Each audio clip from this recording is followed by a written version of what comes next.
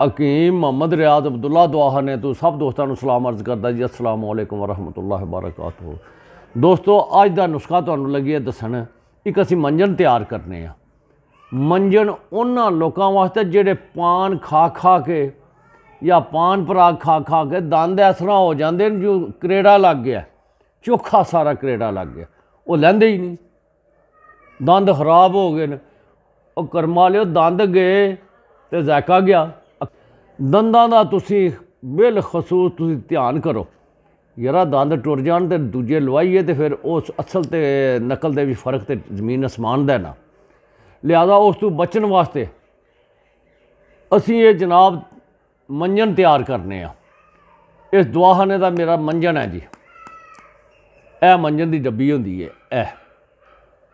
ये जिहड़ी डब्बी असीं दिन्ने आ, इहदी कीमत किन्नी है, यदा बनाने वास्ते दसीए ना अज्जा दसीए तो ये सारे नहीं बना सकते।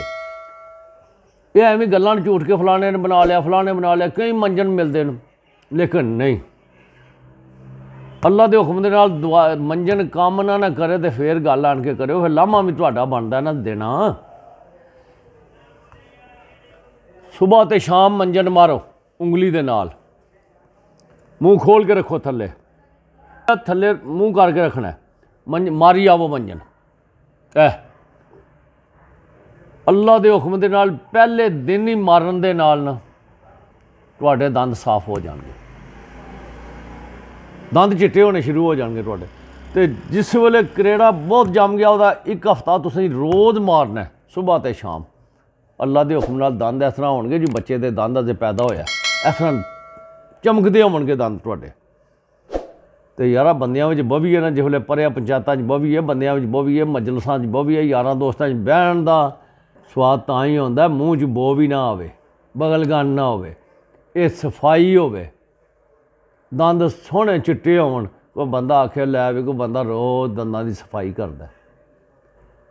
तो इस वास्ते तुसीं ये मंजन इत्थों लैके देखो, एक बारी ये मंजन का इस्तेमाल करके देखो। इस मंजन की क्या कीमत है, तो यदी कीमत भी कोई नहीं चोखी। 500 रुपया लईदा सी इस डब्बी का, ये नहीं मुकदा 3 महीने भी। तो दंद हो जान, दंद तुसीं जाकर डॉक्टर को सफाई कराओगे ना, उन्हें रुपया 2000 भी लैना, तो दंदां की सत्यानाश कर छड़नी। जी दंदां की पॉलिश होंदी है वह भी जाते रहणगे। तो दंदां तो जी पॉलिश लै जाए तो वह दंद नकारा हो जाते हैं। इस वास्ते दोस्तों ये मंजन खसूसन उन्हां लोगों वास्ते जिहड़े पान खांदे ने, जिहड़े मसवाका नहीं मारते या बुरश नहीं करते। ये मंजन का काम है। करेड़ा शरेड़ा हर शै लगी जिहड़ी दंदां नूं, दंद पीले हो गए उन्होंने चिट्टियां दुध कर छड़ेगा। हकीम रियाज नूं इजाजत दिओ जी। खुदा हाफिज़। अस्सलाम वालेकुम। Subscribe now and press the bell icon. Never miss an update.